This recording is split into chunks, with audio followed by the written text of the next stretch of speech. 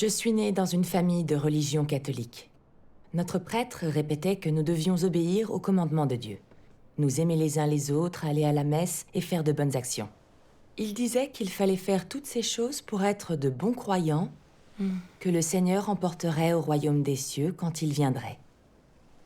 Alors, très souvent, je me disais, je dois absolument faire ce que Dieu exige, obéir à toutes les règles de l'Église et faire de bonnes actions, pour que le Seigneur m'aime, et comme ça, lorsqu'il reviendra parmi nous, il me bénira et m'emportera avec lui dans son royaume.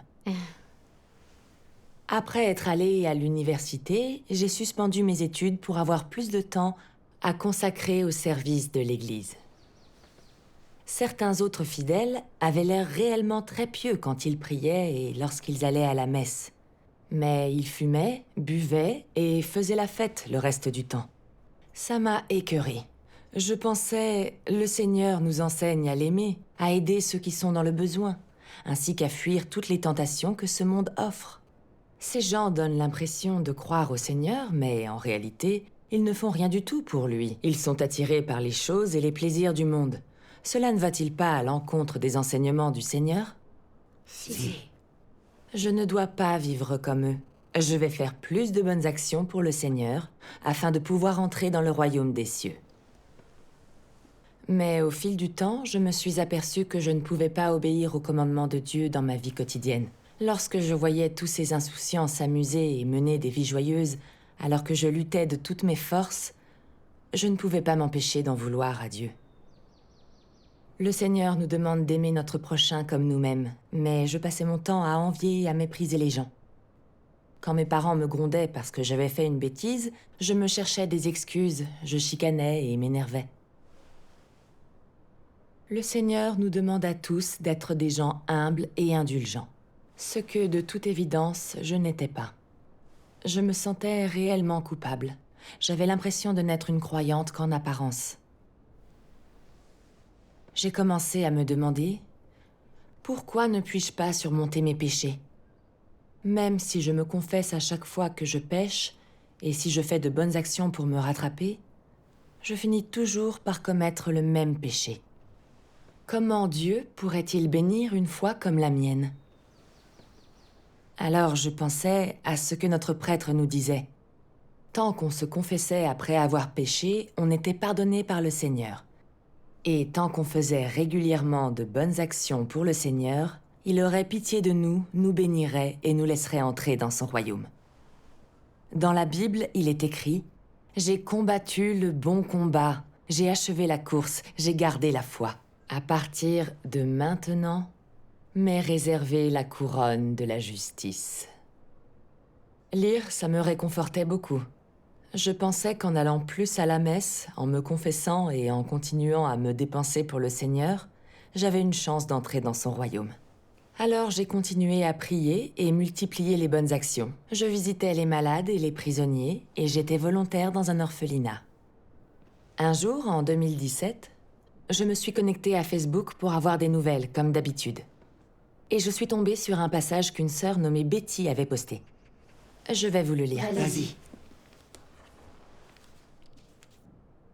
Bien que beaucoup de gens croient en Dieu, peu comprennent ce que signifie avoir foi en Dieu et ce qu'ils doivent faire pour être selon le cœur de Dieu. La croyance en Dieu est la croyance que Dieu existe. C'est la manière la plus simple de la concevoir. De plus, croire qu'il y a un Dieu n'est pas la même chose que croire véritablement en Dieu. Au contraire, c'est une sorte de foi simple, avec de fortes connotations religieuses. La vraie foi en Dieu signifie faire l'expérience de la parole et de l'œuvre de Dieu sur la base d'une croyance que Dieu est souverain sur toute chose. Ainsi, tu seras libéré de ton tempérament corrompu, satisferas le désir de Dieu et connaîtras Dieu. Ce n'est qu'au long d'un tel parcours que l'on peut dire que tu crois en Dieu. Pourtant, les gens trouvent souvent que croire en Dieu est quelque chose de simple et frivole. Ceux qui ont de telles croyances ne savent plus ce que signifie croire en Dieu, et même s'ils croient jusqu'au bout, ils n'obtiendront jamais l'approbation de Dieu, parce qu'ils empruntent le mauvais chemin. Aujourd'hui, il y a encore ceux qui croient en Dieu dans les Écritures, ainsi que dans les doctrines vides. Ils ignorent que leur croyance en Dieu n'a pas de substance et qu'ils ne sont pas en mesure d'obtenir l'approbation de Dieu. Et ils prient quand même pour recevoir la paix ainsi qu'une grâce suffisante de la part de Dieu. Nous devrions nous arrêter et nous interroger. Croire en Dieu est-il réellement la chose la plus facile sur Terre? Ne s'agit-il de rien de plus que de recevoir beaucoup de grâce de Dieu? Ceux qui croient en Dieu mais ne le connaissent pas, et ceux qui croient en Dieu mais s'opposent à lui, satisfont-ils vraiment sa volonté? Amen. Ces paroles m'ont paru fraîches et nouvelles. Elles m'ont profondément interpellée. Et surtout, je ne m'étais jamais posé les questions que l'on trouve à la fin du passage. J'ai pensé, c'est vraiment fantastique. De qui sont ces paroles? Malgré sa brièveté, ce passage révèle pleinement le sens de la foi en Dieu et ce que nous en attendons. Oui. J'ai médité ces paroles, calmé mon cœur et réfléchi sur ma foi pour la première fois de ma vie. J'ai repensé à toutes mes années de foi. J'ai participé à beaucoup d'activités de l'Église et de cérémonies.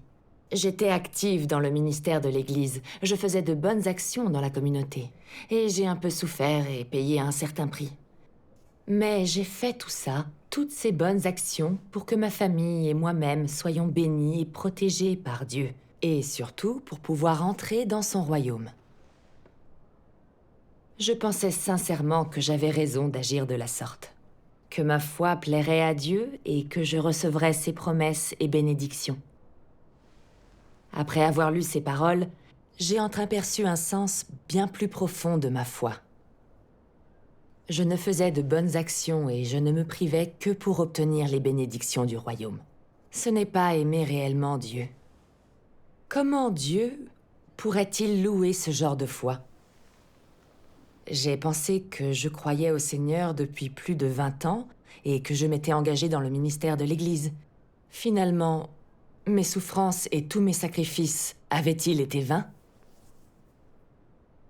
Plus je réfléchissais à ces paroles, plus je voulais découvrir ce qu'il y avait d'autre sur le mur Facebook de Sœur Betty, afin d'y voir un peu plus clair.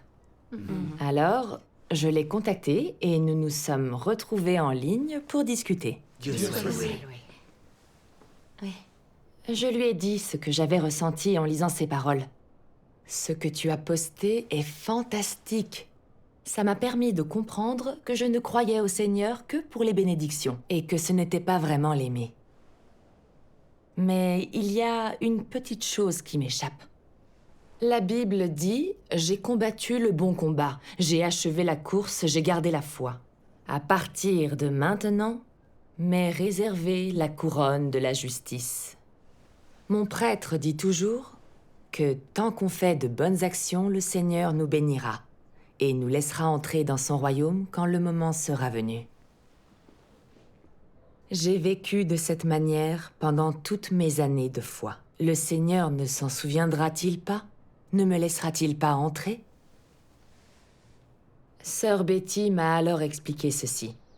Travailler durement ainsi que faire des sacrifices et de bonnes actions pour le Seigneur lui fera plaisir. Et il nous enlèvera dans son royaume quand il reviendra. En réalité, c'est ce que dit Paul. Ni le Seigneur Jésus ni le Saint-Esprit ne l'ont jamais exprimé. Ces paroles représentent uniquement le point de vue de Paul, pas les intentions du Seigneur. Oui. Les paroles de l'homme ne sont pas la vérité, seules les paroles de Dieu sont la vérité. Sur la question importante de l'entrée dans le royaume de Dieu, nous devons nous fier à ces paroles. En nous fiant à celles de l'homme, nous risquons de nous écarter de la voie du Seigneur. C'est vrai. Oui, c'est vrai. Oui. Alors, qui au juste peut entrer au royaume des cieux? Le Seigneur Jésus nous dit clairement, ce n'est pas celui qui m'aura dit « Seigneur, Seigneur » qui entrera dans le royaume des cieux, mais celui qui aura fait la volonté de mon Père qui est dans les cieux. Amen. Ça nous montre que Dieu ne se soucie pas de nos sacrifices quand il choisit ceux qui peuvent entrer dans le royaume. Il regarde si nous accomplissons sa volonté ou non. Oui. Pour entrer dans le royaume, les gens doivent se débarrasser de leur nature pécheresse, être purifiés. C'est vrai. Et ils doivent accomplir les paroles de Dieu. Ils doivent aussi lui obéir, l'aimer et le vénérer. Oui, c'est vrai. Si nous travaillons énormément et faisons des sacrifices, mais sommes incapables de suivre les paroles de Dieu et lui résistons, alors nous faisons le mal. Dans ce cas, nous ne pourrons pas entrer dans le royaume. C'est vrai. Oui. Tous les pharisiens qui autrefois ont résisté au Seigneur servaient Dieu tout au long de l'année au temple et répandaient son évangile par monts et par vaux. Ils ont beaucoup souffert et payé un grand prix. Vus de l'extérieur, ils avaient l'air totalement dévoués à Dieu. Mais ils ne s'intéressaient qu'à la tenue des rituels religieux. Ils ont prêché des traditions et des doctrines humaines et rejeté les lois et commandements de Dieu. Leur manière de servir Dieu allait à l'encontre de sa volonté, et ils se sont écartés de sa voie. Quand le Seigneur Jésus est venu accomplir son œuvre, les pharisiens se sont opposés à lui pour protéger leurs moyens de subsistance. Ils l'ont sauvagement condamné et calomnié, et ils ont empêché les gens de le suivre. Finalement, ils ont agi de concert avec les Romains pour crucifier le Seigneur Jésus. Ce qui a offensé le tempérament de Dieu et entraîné leur punition. C'est exact. Ouais. Cela prouve que les gens peuvent travailler dur et faire des sacrifices, mais ça ne veut pas dire qu'ils accomplissent la volonté de Dieu. Tant qu'ils n'ont pas été purifiés du péché, les gens pêchent et résistent à Dieu, même s'ils se dépensent pour lui. C'est vrai. C'est vrai. En ce qui nous concerne, même si nous travaillons très dur, sommes bons et généreux, aidons nos compagnons d'église, nous le faisons pour être bénis et entrer dans le royaume de Dieu. Quand Dieu nous bénit, nous le remercions et le louons. Quand nous tombons malades ou qu'il nous arrive un malheur, nous faisons des reproches à Dieu et risquons même de le trahir. C'est vrai. En général, nous essayons de tirer profit de nos sacrifices et de nos bonnes actions. Nous étalons nos souffrances et nos efforts pour Dieu afin qu'on nous admire, que ça nous apporte de la gloire et du profit. Nous perdons notre calme quand nous rencontrons des gens ou des choses qui nous déplaisent. Nous ne respectons pas les paroles de Dieu, et ainsi de suite. Oui. Cela prouve que nous ne faisons pas ces choses par amour de Dieu. Nous ne les faisons pas non plus pour le satisfaire, mais plutôt pour négocier avec lui. Nous nous servons de Dieu et nous le trompons pour satisfaire nos ambitions et nos désirs. Alors, en quoi accomplissons-nous la volonté du Père Céleste? C'est vrai. C'est vrai. La Bible nous dit « Soyez saints parce que je suis saint ». Dieu est saint, alors comment pourrait-il laisser des gens aussi souillés que nous entrer dans le royaume des cieux? C'est vrai. C'est vrai.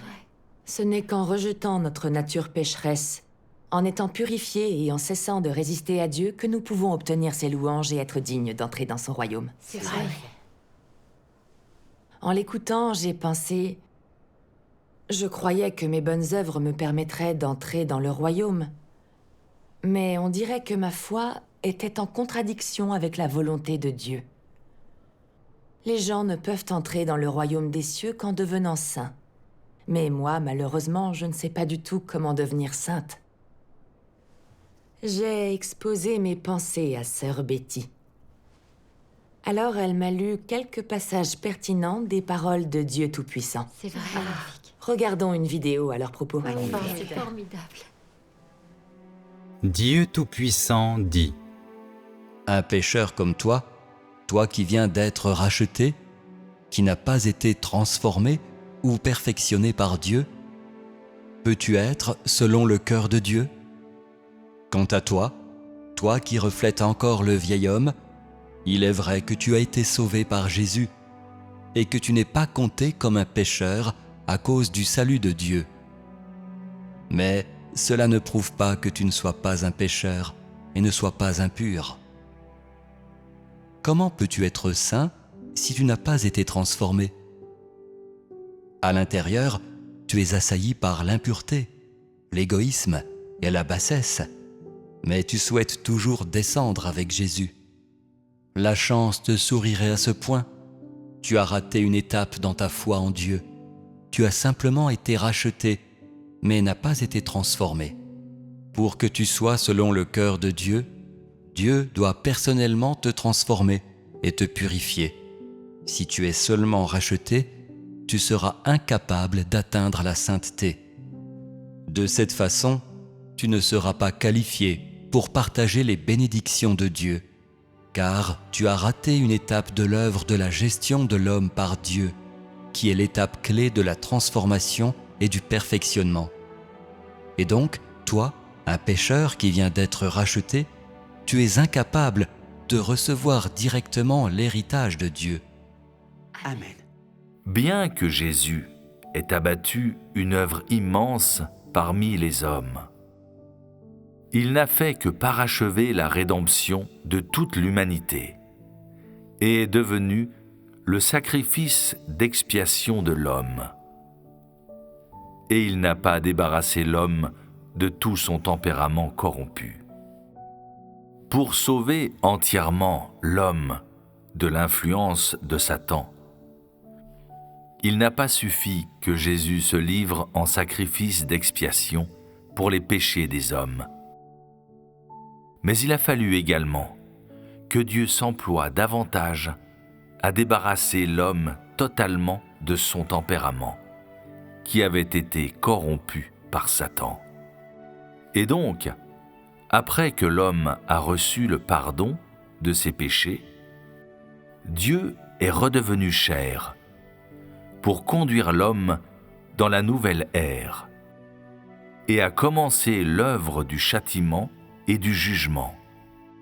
Et cette œuvre a mené l'homme dans un domaine plus élevé. Tous ceux qui se soumettent à sa domination jouiront d'une vérité supérieure et recevront de bien meilleures bénédictions. Ils vivront véritablement dans la lumière et gagneront la vérité, le chemin et la vie. Amen. Dieu soit loué. Dieu soit loué. Alors, sœur Betty a expliqué, à l'ère de la grâce, le Seigneur Jésus n'a accompli que l'œuvre de rédemption. Une fois que nous avons accepté son salut, il nous suffit de nous confesser et de nous repentir pour que nos péchés soient pardonnés et pour jouir de la grâce et des bénédictions qu'il nous accorde. Le Seigneur Jésus pardonne absolument tous nos péchés, mais il n'absout pas notre nature pécheresse ni nos tempéraments sataniques. Comme Satan nous a corrompus, nous sommes dominés par nos tempéraments corrompus, comme l'arrogance, la malhonnêteté, la méchanceté et la dureté. Et nous ne pouvons pas nous empêcher de pécher et de résister à Dieu. C'est vrai.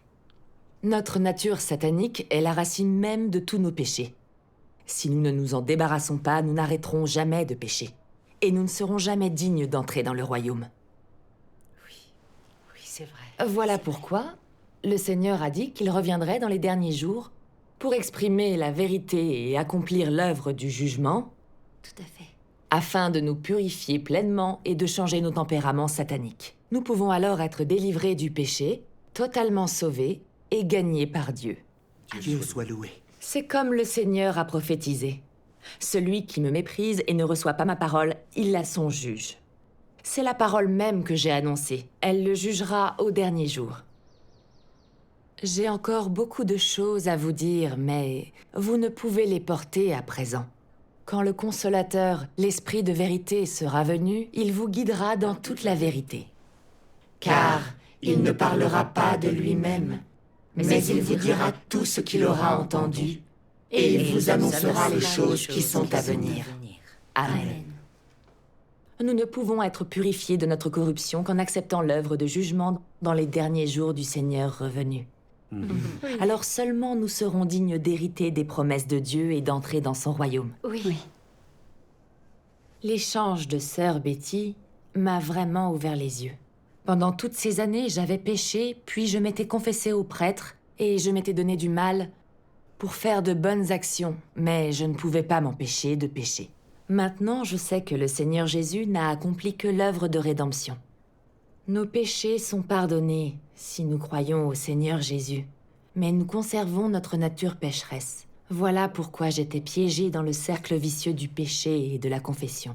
Oui. Le seul moyen d'être purifié de notre corruption est d'accepter l'œuvre de jugement du Seigneur revenu dans les derniers jours. Alors, nous pouvons vraiment aimer Dieu, lui obéir et ainsi entrer dans son royaume. C'est vrai, c'est vrai. Oui. Cette pensée m'a rendue heureuse. J'avais l'espoir d'être délivrée du péché et d'entrer dans le royaume. Maintenant, elle est sur la voie. Le lendemain, sœur Betty a passé une récitation appelée « Le Sauveur est déjà revenu » sur une nuée blanche. Cela m'a profondément bouleversée, et j'ai trouvé que ces paroles avaient beaucoup d'autorité. Sœur Betty m'a dit avec enthousiasme « Le Seigneur que nous attendons tous est déjà revenu en tant que Dieu Tout-Puissant incarné. Dieu Tout-Puissant exprime de nombreuses vérités et accomplit l'œuvre de jugement en commençant par la maison de Dieu. Ce que nous avons lu hier et la récitation que nous venons d'écouter ont été prononcés par Dieu Tout-Puissant lui-même. Amen. Amen. Il est donc venu, a ouvert les 7 sceaux et déroulé le petit livre. Il a révélé tous les mystères que nous n'avions jamais compris et nous a offert toutes les vérités dont nous avons besoin pour être pleinement sauvés et purifiés. Ceci accomplit la prophétie de l'Apocalypse. Que celui qui a Des oreilles entendent ce que l'Esprit dit aux églises. Amen. Entendre aujourd'hui la voix même de Dieu, c'est le fruit de son orientation. Et nous sommes bénis. Oui. Dieu Dieu soit loué. soit loué. Apprendre que le Seigneur était déjà revenu m'a sincèrement rempli de joie. La récitation que je venais d'entendre, ainsi que les paroles que j'avais lues la veille, venaient de Dieu lui-même. Il n'était pas étonnant qu'elles aient autant d'autorité. C'est vrai. Dieu C'est soit vrai. loué. Qui d'autre que Dieu pourrait ainsi nous révéler le mystère du retour du Seigneur parmi nous? Il n'y a vraiment que Dieu qui pouvait l'accomplir. Oui. J'étais convaincue que ces paroles avaient été prononcées par Dieu et que le Seigneur était bien revenu. J'étais toute excitée et folle de joie. Je n'avais jamais imaginé que je pourrais accueillir le retour du Seigneur. Oui. Quelle chance! Dieu soit loué. Dieu soit loué. Je n'avais plus qu'une seule question. Comment Dieu accomplit-il l'œuvre de jugement pour purifier et pleinement sauver l'humanité? Pour me répondre, sœur Betty lut cet autre passage des paroles de Dieu Tout-Puissant. Amen. Dieu Tout-Puissant dit. Dans les derniers jours, le Christ utilise une variété de vérités pour enseigner l'homme, exposer l'essence de l'homme et disséquer ses mots et ses actes.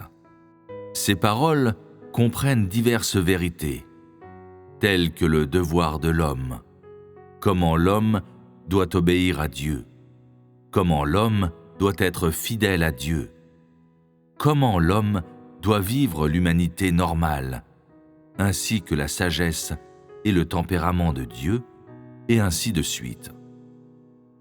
Ces paroles sont toutes axées sur l'essence de l'homme et son tempérament corrompu. En particulier, ces paroles, qui exposent comment l'homme rejette Dieu, sont prononcées au sujet de la manière dont l'homme est une incarnation de Satan et une force ennemie contre Dieu. En entreprenant son œuvre de jugement, Dieu ne fait pas que préciser ce qu'est la nature de l'homme par quelques mots seulement. Il l'expose, le traite et l'émonde à long terme. Ces méthodes d'exposer, de traiter et d'émonder ne peuvent pas être substituées par des mots ordinaires, mais par la vérité que l'homme ne possède pas du tout. Seules les méthodes de ce genre sont considérées comme un jugement. C'est seulement par un jugement de ce genre que l'homme peut être maîtrisé et forcé à se soumettre à Dieu et acquérir de surcroît une vraie connaissance de Dieu. Ce que l'œuvre du jugement apporte, c'est la compréhension par l'homme du vrai visage de Dieu et la vérité sur sa propre rébellion. L'œuvre du jugement permet à l'homme de mieux comprendre la volonté de Dieu, le but de son œuvre et les mystères qui lui sont incompréhensibles. Cela permet également à l'homme de reconnaître est de connaître son essence corrompue et les racines de sa corruption, ainsi que de découvrir la laideur de l'homme. Ces effets sont tous causés par l'œuvre du jugement, car l'essence de cette œuvre est en fait l'œuvre d'ouverture de la vérité, du chemin et de la vie de Dieu à tous ceux qui ont foi en lui. Ce travail est l'œuvre du jugement faite par Dieu. Amen. Amen. Dieu soit loué. Après cette lecture, sœur Betty a dit « Dans les derniers jours, Dieu Tout-Puissant œuvre pour juger et purifier l'humanité par ses paroles. Il juge la rébellion et l'injustice de l'homme, révèle notre nature satanique qui lui résiste et nos tempéraments corrompus. Il juge et expose notre désir de bénédiction, notre foi impure, nos points de vue erronés ainsi que toutes nos différentes notions sur Dieu. Il montre aussi comment être honnête, comment le servir en accord avec sa volonté, comment lui obéir et l'aimer véritablement, comment accomplir sa volonté et plus encore. C'est vrai. En éprouvant le jugement et le châtiment de Dieu, nous comprenons comment nous avons été corrompus par Satan. Et comment tout ce que nous vivons, notre arrogance, notre malhonnêteté et notre méchanceté vient de nos tempéraments sataniques. Ça nous permet de voir le tempérament saint, juste et qui ne tolère aucune offense de Dieu, de commencer à nous haïr, d'éprouver du regret et de pratiquer la vérité. Alors seulement nos tempéraments de vie commencent à changer. Tout ceci est accompli par les paroles de jugement de Dieu. Dieu soit loué. Amen. Dieu soit loué. Sœur Betty m'a ensuite fait part de sa propre expérience. Autrefois, elle croyait sincèrement qu'elle aimait le Seigneur parce qu'elle se dépensait avec beaucoup d'enthousiasme. Elle priait souvent pour demander au Seigneur sa grâce et ses bénédictions. Elle croyait fermement qu'elle serait récompensée en étant autorisée à entrer dans le royaume parce qu'elle avait souffert pour le Seigneur. Après avoir accepté l'œuvre de Dieu dans les derniers jours et été jugée et exposée par ses paroles, elle a compris que son point de vue sur la foi était erroné. Oui. Elle ne croyait pas par amour de Dieu, ni pour accomplir le devoir d'un être créé, mais plutôt pour satisfaire son désir de bénédiction et obtenir l'entrée dans le royaume des cieux en échange. C'était se servir de Dieu et négocier avec lui. Elle était égoïste, sans la moindre humanité ni raison. Elle l'a vivement regretté et s'est haïe. Elle a commencé à chercher la vérité comme Dieu l'exige, et son point de vue sur la foi s'est rectifié. Son tempérament satanique malhonnête a aussi commencé à changer. Dieu soit loué. Elle a compris que le seul moyen de se connaître réellement et d'être purifiée de sa corruption était d'accepter le jugement et le châtiment des paroles de Dieu. Oui. Son échange m'a permis de comprendre à quel point Dieu est concret quand il exprime la vérité et accomplit son œuvre de jugement dans les derniers jours. Dieu soit loué. Et comment celle-ci peut changer et purifier les gens. J'ai compris que nous avions besoin que Dieu accomplisse son œuvre du jugement dans les derniers jours et que nous avions une voie pour être libérés de la corruption. Amen. J'étais sincèrement ravie. Dieu soit loué. Plus tard, dans d'autres réunions, sœur Betty m'a parlé du mystère de l'incarnation de Dieu, mais aussi de la manière dont Satan corrompt l'homme et de la manière dont Dieu le sauve étape par étape, de l'histoire de la Bible et des fins et des destinations de l'humanité. Elle m'a exposé des vérités dont je n'avais absolument jamais entendu parler en 20 ans de foi en Dieu. Plus j'ai lu les paroles de Dieu Tout-Puissant, plus j'ai senti qu'elles étaient la voix même de Dieu.